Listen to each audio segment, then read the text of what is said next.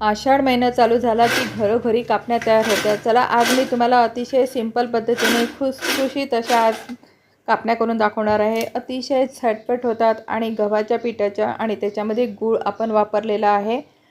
पूर्ण रेसिपी तुम्ही समोर बघा।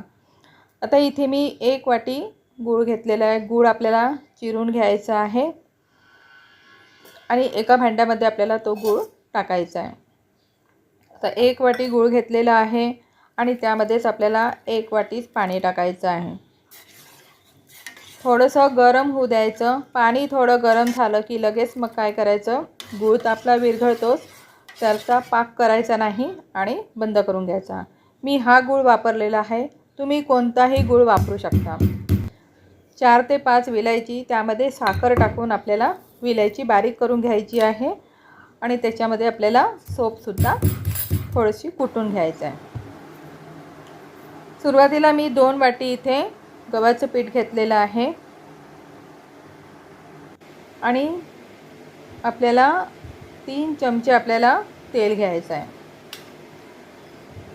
तेल आपल्याला गरम करायला ठेवायचं आहे, चांगलं कडकडीत गरम करायचं।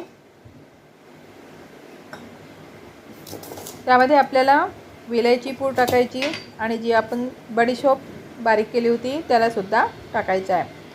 गोड पदार्थ असल्यामुळे थोडंसं मिठाचं किंचित प्रमाण टाकायचं, जास्त टाकायचं नाही आणि सगळं मिश्रण आपल्याला मिक्स करून घ्यायचं आहे। आता तेल चांगलं गरम झालेलं आहे। गरम तेल त्या पिठामध्ये आपल्याला टाकायचं आहे। सुरुवातीला चमच्याने आपल्याला पीठ एकसारखं करून घ्यायचं, नाहीतर मग काय होईल, हाताला चटके बसेल। नंतर आपल्या हाताने छान असं हलक्या हाताने चांगलं चोळून घ्यायचं आहे। त्यामध्ये थोडंसं आता 2 ते 3 चम्मच आपल्याला रवा वापरायचा आहे। बारीक रवा मी त्यामध्ये टाकलेला आहे आणि आपलं तेलाचं प्रमाणसुद्धा छान झालेलं आहे। मुठीसुद्धा मस्त वळत आहे, म्हणजे तेल परफेक्ट झालं आहे। जे गुळाचं पाणी आपण केलं होतं ना, ते मात्र गाळून टाकायचं। गूळ कोणताही वापरा, परंतु गाळून पाणी टाकायचं आपल्याला, एकदम पाणी टाकायचं नाही गुळाचं। आणि गुळाचं पाणी माझं थोडंसं जास्त झालेलं आहे, लागेल तसं त्यामध्ये तुम्ही पीठ टाकू शकता। मी परत 1 वाटी त्यामध्ये गव्हाचं पीठ घेतलेलं आहे आणि पूर्णच पीठ मला त्यामध्ये लागणार आहे। चांगला घट्टसर असा आपल्याला मळून घ्यायचा आहे। 5 मिनिटं रेस्ट केलं की लगेच आपल्याला पोळी एक उंडा घेऊन पोळी लाटून घ्यायची आहे। आता त्याच्यासाठी थोडीशी खाकच घ्यायची आपल्याला। थोडी खाकच आपल्याला पोळपाटावर पसरून घ्यायचा आहे आणि त्यावर तो उंडा ठेवायचा आणि आपल्याला पोळी लाटून घ्यायची आहे। खूप जाडसर नाही आणि खूप पातळसुद्धा नाही, मध्यम अशी आपल्याला पोळी लाटून घ्यायची आहे आणि त्याचे आपल्याला काप करून घ्यायचे आहे।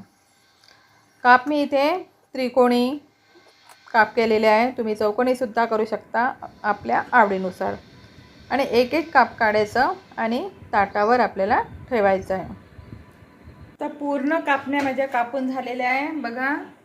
आता याला आपण तळून घ्यायचं।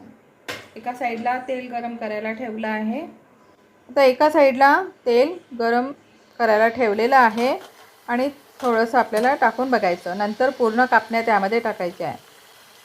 मध्यम मीडियम आचेवरच आपल्या ह्या कापण्या तळून घ्यायच्या आहे बघा। असा रंग चेंज झाला की मग नंतर आपल्याला कापण्या काढून घ्यायच्या आहे। संपूर्ण कापण्या अशाच तळून घेतलेल्या आहे।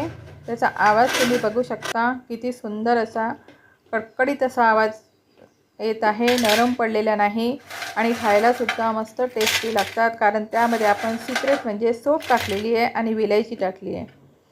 जर तुम्हाला व्हिडिओ आवडला असेल तर लाईक करा, शेअर करा आणि टॅग डब्यामध्ये भरून ठेवा।